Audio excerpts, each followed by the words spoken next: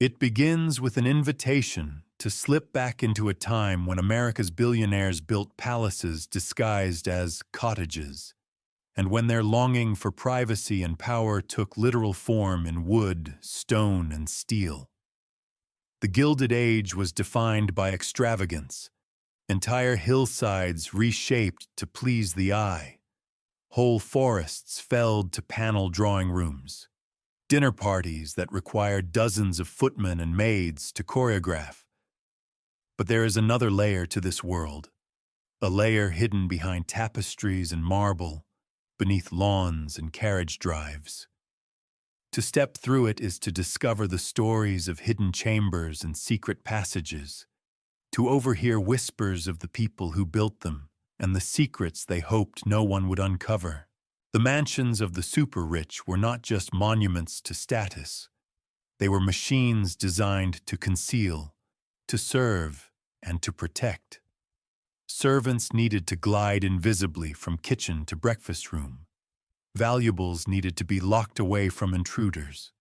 Heat and coal had to be kept at bay so that the scent of smoke never interrupted tea. And sometimes, hidden rooms were made simply because their owners liked the thrill of a private door no one else could find. This journey explores those secret spaces, focusing on some of the wealthiest Gilded Age estates and the families whose fortunes built them. Along the way, it uncovers the tragedies and ironies that haunt even the most beautiful houses, proof that money can buy walls of marble and ceilings of gold, but cannot buy escape from fire, illness, scandal, or time. From the moment George Washington Vanderbilt began planning Biltmore House, he wanted something different from the other Vanderbilt houses, more than just a stage for society. He chose a remote valley in North Carolina, not the fashionable resort of Newport or the busy avenues of New York.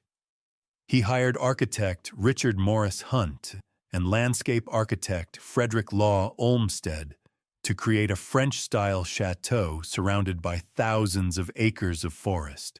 The result, completed in 1895, is the largest private home in America. The house sprawls across 4 acres of floor space and contains 250 rooms with 35 bedrooms, 43 bathrooms, and 65 fireplaces. That scale meant an army of servants and an elaborate infrastructure to keep it running. Hunt's design included hidden doors and secret spaces so that footmen and maids could appear and disappear without disturbing guests. In the breakfast room, for instance, 2 Renoir paintings hang on the wall, and just below one of them is a brass doorknob. The panel isn't a framed wall. It's a concealed servant's entrance that allowed butlers to pass hot dishes from the kitchen into the room without interrupting conversation. Many visitors only notice the paintings. Few pause to imagine the hours a footman spent pushing that door silently open with his elbow while balancing a silver platter.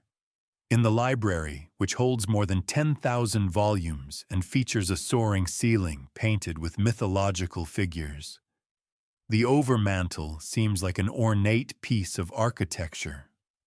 But hidden within it are 2 doors leading to a narrow passage that connects the library to the second-floor living hall. Guests staying in the upstairs bedrooms could slip downstairs through this route without walking through the public rooms.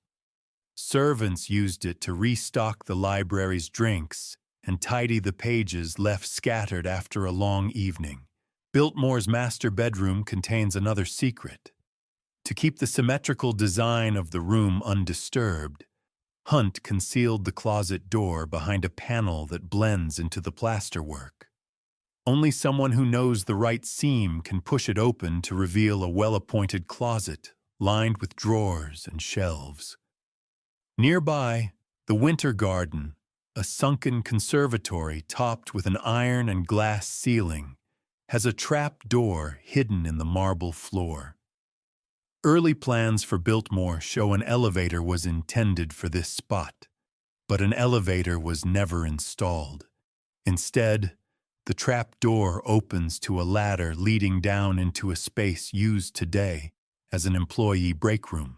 In Vanderbilt's day, the door allowed gardeners to move palm trees and other potted plants between the conservatory and the main house without wheeling them through the salons. Even the billiard room, with its carved oak paneling and massive fireplace, hides a secret. Behind one of the panels, a door opens to a private smoking room where male guests retired after dinner for cigars and cognac. These hidden doors reveal a philosophy. The house itself was a stage set where the illusion of effortless hospitality depended on making the machinery of service invisible.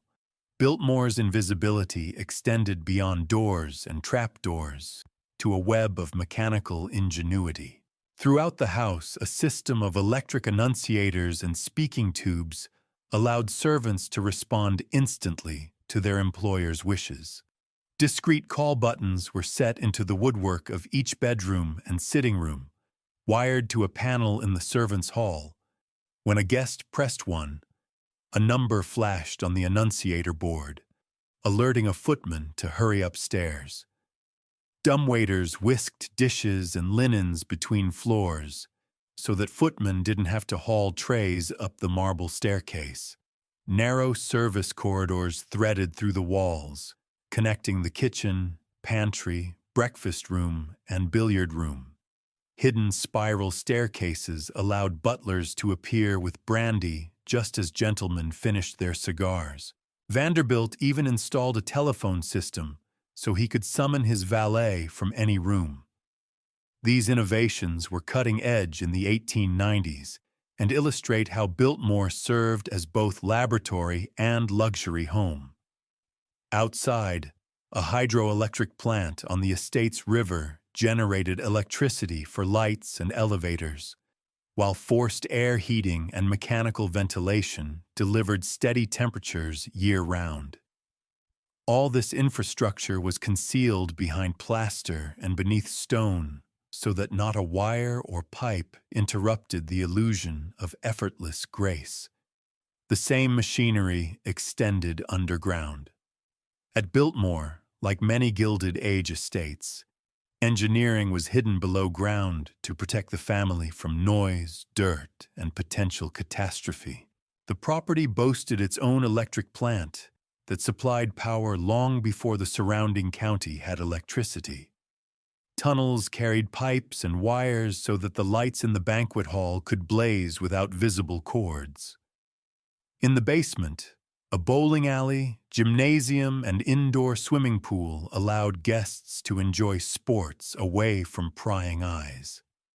To visitors, the house seemed to run on magic, but the hidden passages and rooms remind us that it was built on the labor of hundreds of staff members whose presence was meant to be erased. For George Vanderbilt, such secrecy wasn't sinister. It was part of his desire to create a self-contained world where nature, art, and technology coexisted.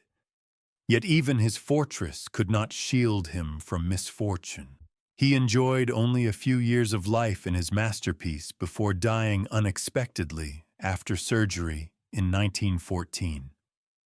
His wife Edith struggled to maintain the estate and eventually sold 87,000 acres to the federal government to create Pisgah National Forest. By the Great Depression, she opened the house to paying visitors to generate revenue. Biltmore survives today because the family recognized that preserving their hidden world required sharing it.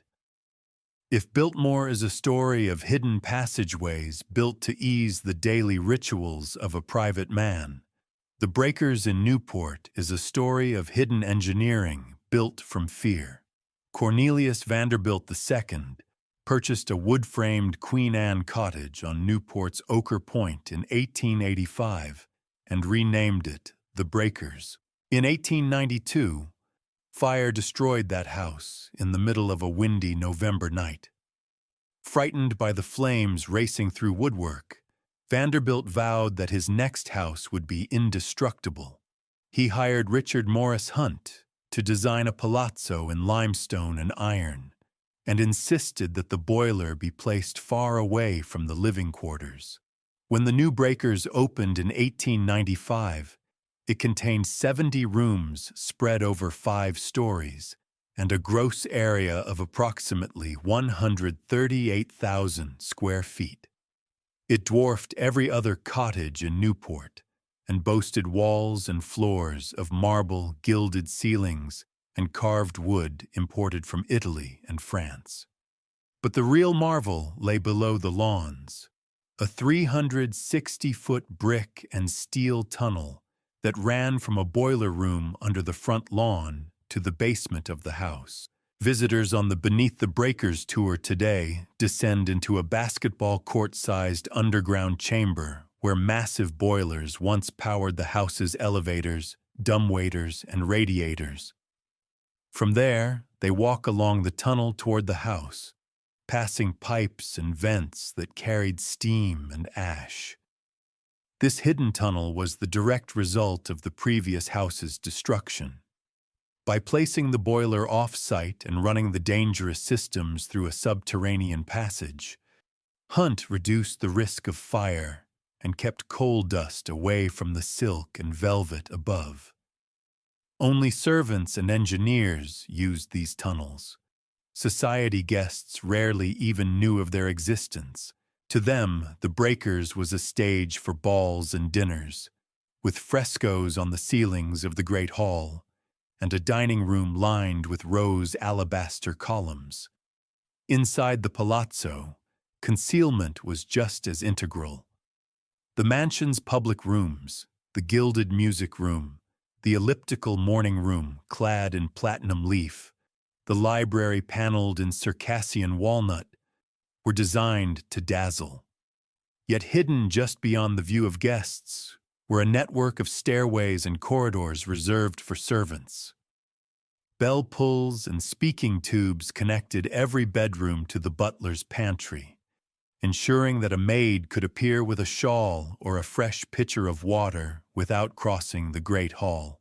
Dumbwaiters shuttled food from the basement kitchens to the breakfast room and nursery, while footmen moved laundry, coal, and clean linens through tunnels that intersected the heating plant.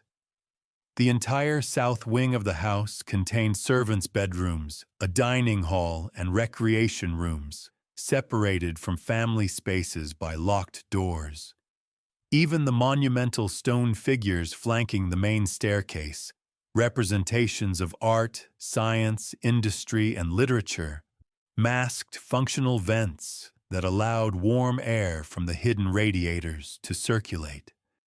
Richard Morris Hunt concealed steel beams within plaster coffers and disguised ventilation grills as decorative friezes. The result was a house that not only impressed, but functioned smoothly. Over time, though, those very systems became part of its downfall. As coal prices rose and servants became harder to find, the cost of running the hidden machinery outstripped the family's ability to pay, hastening the transition from private home to public museum. The Breakers' hidden infrastructure was matched by hidden human stories. The Vanderbilt family who built it was plagued by tragedy. Cornelius enjoyed his palace for only a few summers before suffering a crippling stroke in 1896. He died 3 years later. His eldest son, William Henry, died at age 21 after contracting typhoid at Yale. Another son, Alfred, famously gave his life jacket to a woman and child when the RMS Lusitania was torpedoed in 1915, sacrificing himself though he couldn't swim. Reginald, the youngest of the sons, squandered his inheritance on gambling and drink and died of cirrhosis in 1925. The Breakers itself cost a fortune to maintain. By the 1920s, property taxes had risen to $83,000 a year, and the house required 33 indoor servants and 25 outdoor workers to run. Its boilers consumed over 150 tons of coal each winter, delivered through the hidden tunnel and shoveled day and night. Widowed Alice Vanderbilt dutifully paid the bills while the Gilded Age was collapsing around her. She outlived her husband by 35 years and watched the family fortune crumble under estate taxes and profligate heirs. When she died in 1934, she left the house to her youngest daughter Gladys, not because it was a treasure, but because none of the other children wanted the burden. Gladys leased the mansion to the Preservation Society of Newport County for a token rent in 1948, opening the ground floor to paying tourists while retaining a private apartment on the third floor. Even in its museum years, the house kept secrets. Gladys's daughter Sylvia and her family lived on the private floor for decades, using a concealed staircase and elevator away from the tourist circuit. In 2018, the Preservation Society asked the remaining Vanderbilt descendants to vacate, citing safety issues and the need for space to install a welcome center. The family reluctantly left, ending the era of hidden living quarters above the public parade. Yet the breakers did not cease to serve the public, nor to conceal. During the Second World War, Gladys Vanderbilt offered the palazzo to the Civilian Defense Council. Its cavernous basements became Newport No. 1 air raid shelter, and in January 1943, more than 500 air raid wardens and volunteers carried out drills through the same subterranean passages that had once carried coal. After the war, the financial strain of maintaining the huge house only intensified. In June 1948, an agreement leased the breakers to the Preservation Society for a nominal fee. Tours began that summer, with revenues going to the society while Gladys continued to shoulder taxes and repairs. When the estate was finally sold in 1972 for $365,000, less than the cost of some modern condos, Gladys's heirs negotiated a life tenancy for her daughter Sylvia Sipari on the third floor. She and later her children summered there for decades, hidden above the velvet ropes, until a dispute over a proposed visitor center led to their eviction in 2018. The house that began as a fortress against fire thus became a museum negotiated in layers. Private apartments over public galleries, air raid shelters beneath ballrooms. Its hidden chambers are at once relics of the Vanderbilts' fear and ingenuity, and reminders that great houses survive by adapting, sometimes grudgingly, to the demands of a changing world. While the breakers and Biltmore represent the extreme scale of Vanderbilt wealth, another estate demonstrates how secrecy could be used for personal security. Oaxaca Castle on Long Island was built between 1914 and 1919 for financier Otto Hermann Kahn. The French-style chateau contains 127 rooms and covers about 109,000 square feet. Kahn spared no expense, spending around $11 million to erect a fireproof structure of steel and concrete. He installed 39 working fireplaces, an indoor swimming pool, stables, tennis courts, a greenhouse complex, and even a private airstrip on the 443-acre property. More than 100 full-time servants kept the estate running smoothly, moving through a network of secret passageways and tunnels that let them appear and vanish without intruding on guests' reverie. This network allowed footmen to bring trays of champagne from the kitchens to the ballroom while staying invisible, and gardeners to tend to orchids while afternoon tea was underway.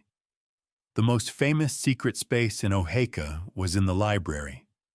Behind a bookcase disguised with faux bois woodwork lay a hidden tunnel leading to a small chamber that served as Kahn's secretary's office. Only someone who knew the precise mechanism could tilt a volume and open the panel, revealing the narrow passageway. From his office, Khan could receive confidential telephone calls and sign documents without crossing the main hall. Visitors today admire the sweeping staircase inspired by the Chateau of Fontainebleau and the formal gardens lined with red cedars and reflecting pools. But few realize that behind the library's paneling lies a relic of Khan's desire for privacy and control. Khan's fear of fire also influenced the castle's hidden design. His previous country house had burned down, so he insisted on fireproof materials and built with reinforced concrete and steel. That precaution, and the secret passageways built within the walls, saved Oaxaca during years of neglect. After Khan died in 1934, the castle passed through a series of owners: a sanitation workers' retirement home, a radio operator's school during World War II, and the Eastern Military Academy, which subdivided rooms and dug up gardens. By 1979, the once lavish estate was abandoned, vandalized, and nearly destroyed by 100 fires, but the concrete skeleton held. In the 1980s, developer Gary Melius bought the derelict property and spent tens of millions restoring it. He replaced thousands of windows and doors, removed debris, and replanted the formal gardens using records from Beatrix Ferrand's original design. Today, Oaxaca operates as a hotel and wedding venue. The secret library passageway may no longer function, but the castle still contains hidden service corridors and locked rooms that speak to an age when a banker built a fortress to guard his fortune and entertain his friends. That sense of secrecy even extended into modern times. In 2014, a masked gunman shot Melius in the parking lot in an unsolved attack, a reminder that riches and intrigue still walk hand in hand at Oaxaca. Those layers of secrecy have inspired stories that blur into legend. During Prohibition, some locals whispered that Khan's tunnels were used to move bootleg liquor from hidden cellars to guests at parties, though no records survive to confirm it. Cadets at the Eastern Military Academy decades later recalled sneaking through sealed hallways and stumbling upon rooms still lined with dusty books and forgotten silverware. After abandonment, arsonists set more than 100 fires inside the empty chateau, but its steel frame refused to yield.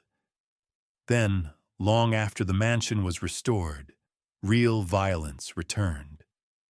In February 2014, developer Gary Melius pulled into his parking space when a masked man stepped from the bushes and fired through his car window. Melius survived, and no motive was ever established. The attack underscored that Oaxaca's aura of wealth and secrecy continues to attract intrigue. The castle's hidden rooms may no longer conceal servants, but they still evoke the tension between glamour and danger that has defined the estate from the day Otto Kahn laid its cornerstones. Across the country, on the subtropical shores of Palm Beach, Henry Morrison Flagler crafted another palace with its own hidden escape. Flagler, a co-founder of Standard Oil, had amassed a vast fortune developing railroads and hotels along Florida's east coast. When he married Mary Lily Keenan in 1901, he decided to build a wedding gift that would rival the Vanderbilt cottages in Newport. The result was Whitehall, a 75-room Beaux Arts mansion completed in 1902 and designed by Carrere and Hastings.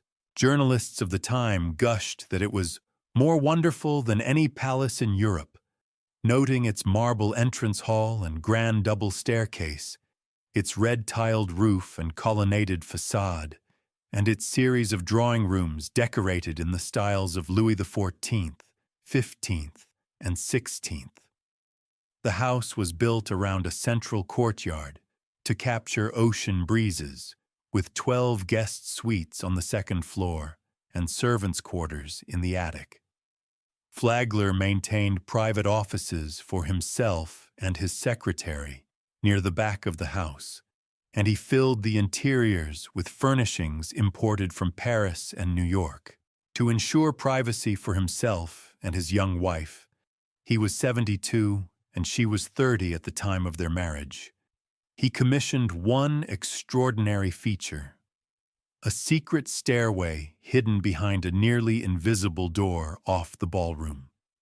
During the many balls they hosted, Mary would entertain guests at the piano while Flagler watched from a gilded chair. When fatigue overcame him, he could rise discreetly, touch the concealed panel, and vanish up the stair without crossing the dance floor. Only a handful of trusted servants knew of the door's existence. The secret stairway did more than preserve decorum. It sealed Flagler's fate. On a spring evening in 1913, he left a party early, and while climbing the hidden steps, lost his footing and fell. The injuries he sustained aggravated a pre-existing condition, and he died on May 20th after weeks of decline. Those who attended his funeral in Whitehall's Marble Hall whispered about the irony. The private shortcut meant to spare him embarrassment had led to his death. After his passing, Mary Lilly inherited a substantial portion of his fortune and the Palm Beach Palace. She remarried a Kentucky jurist less than 2 years later and spent little time at Whitehall. In 1917, she too died unexpectedly after an illness at the age of 35. Rumors swirled around her second husband, and the distribution of her estate triggered court battles. For Whitehall, the consequences were equally dramatic. A group of investors bought the estate in 1925, added a 10-story hotel wing, and turned Flagler's private courtyard into a lobby. The original rooms were partitioned, and the hidden staircase became simply part of the hotel's service circulation. By the 1950s, developers proposed demolishing the house entirely to make way for a modern high-rise. That is when the family intervened. Flagler's granddaughter, Jean Flagler Matthews, recognized the cultural value of her grandfather's gift and formed a non-profit to save it. She negotiated the purchase of Whitehall, removed the hotel annex, and began restoring the interiors to their 1902 appearance. When the museum opened to the public in 1960, the grand double staircase gleamed once more, and the secret stairway behind the ballroom stood ready to astonish visitors. Docents still point out the nearly seamless panel, describing how Flagler would disappear from his own parties. The house also tells darker stories. The tycoon's first wife died young after years of illness. His second wife was committed to an asylum when he fell in love with Mary Lilly, and his final marriage ended in tragedy. Whitehall, like other Gilded Age mansions, combines public splendor with private sorrow. Its hidden staircase reminds us that even men who built railroads across hundreds of miles needed a way to slip quietly upstairs, and that even the most privileged lives are subject to accident and loss. Mary Lilly's fate provides another example. When she died in July 1917, her will, executed just days before, left a sizable portion of her fortune to her new husband, Kentucky politician Robert Bingham. Her relatives contested the document, alleging coercion and casting suspicion on the circumstances of her death. The ensuing litigation dragged on for years and illustrates how quickly fortunes could shift, turning halls once filled with music into courts of law. Meanwhile, Whitehall itself became a casualty of changing tastes. The 1925 hotel annex disfigured Flagler's courtyard, and guests complained that the once seamless flow of rooms was interrupted by corridors and elevators. Saving the house required not just money, but vision. When Jean Flagler Matthews and her allies removed the annex, they restored more than architecture. They reclaimed a narrative about Florida's development and the exploitation of laborers who built the railroads. Today, the museum mounts exhibitions on topics ranging from segregation on trains to environmental stewardship, reminding visitors that the opulence of Whitehall was underwritten by darker histories. The secret stairway, once a device for a husband to escape his own party, now invites discussion of the hidden costs of empire and the fragility of fortunes built on speculation and monopoly. Hidden chambers also played a practical role at Linwood Hall. The 110-room neoclassical mansion, built between 1897 and 1899 for streetcar magnate Peter A.B. Widener on the outskirts of Philadelphia. The limestone palace cost $8 million to build, equivalent to hundreds of millions today, and boasted nearly 110,000 square feet of living space, a 268-foot enfilade of rooms, a ballroom for 1,000 guests, swimming pool, wine cellars, carpentry shops, and upholstery studios. Widener used his wealth to assemble one of the world's greatest art collections and filled the galleries with old masters and tapestries. He also installed secret spaces to protect his silver and maintain the illusion of effortless service. During recent restoration work, volunteers discovered a hidden room full of individually locked safes tucked away behind the butler's pantry and squeezed between the first and second floors. 14 safes lined with dark blue velvet lined the walls of this chamber, which never appeared on the original floor plans.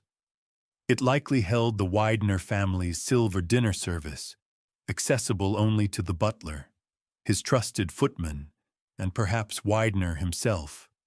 The fact that such a room could be forgotten for a century speaks volumes about the scale of the house and the layers of secrecy embedded within. Linwood Hall's grounds contain another hidden world beneath the soil. Snaking under the mansion and gardens is a network of tunnels used by staff to transport coal, food, and other supplies without crossing paths with guests. One branch runs from the basement to the central fountain in the front yard. Manhole covers indicate the system may be larger than anyone realizes. On the surface, the estate once included a Normandy-style village for servants, greenhouses, and a polo field.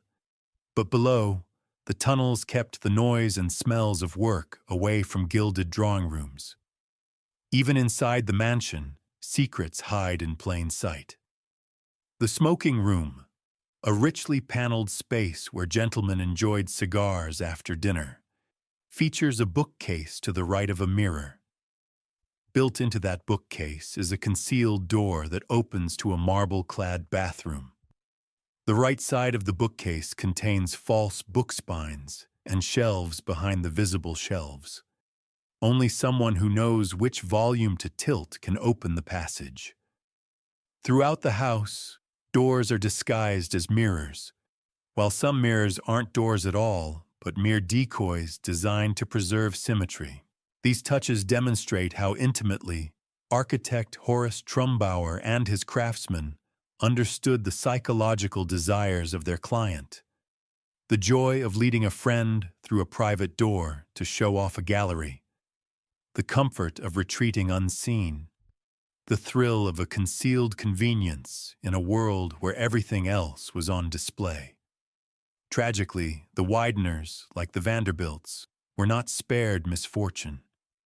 Peter's eldest son, George, and his grandson, Harry, died in the sinking of the Titanic in 1912. Peter died 3 years later. Joseph Widener inherited the house, but ultimately donated the art collection to the National Gallery of Art. By mid-century, the estate was sold to a seminary then abandoned. For decades, Linwood sat empty, its hidden safe room forgotten, its tunnels collecting dust. Only recently has a preservation foundation begun the work of reviving it, peeling back layers of neglect to reveal once again the secrets built into its bones. At first glance, the Morgan Library and Museum in Manhattan may seem modest compared to these sprawling country estates. Yet within its Italian Renaissance-style palazzo lie some of the most ingenious secret spaces of the Gilded Age. Financier J.P. Morgan built the library between 1902 and 1906 as a private retreat to house his collection of rare books and manuscripts. The building, designed by Charles F. McKim, is a three-room jewel box adorned with red silk damask, carved wood, and murals. To protect his treasures and manage them discreetly, Morgan incorporated hidden features into the library's walls. On the ground floor, some of the bookcases have brass handles that seem purely decorative. In reality, they mark the location of hidden doors. When librarians or trusted staff pull them, the section swings open, revealing spiral staircases that wind up to the second and third tiers of the library. These staircases are still used today by curators needing to retrieve a rare volume from the upper shelves, but they remain invisible to most visitors.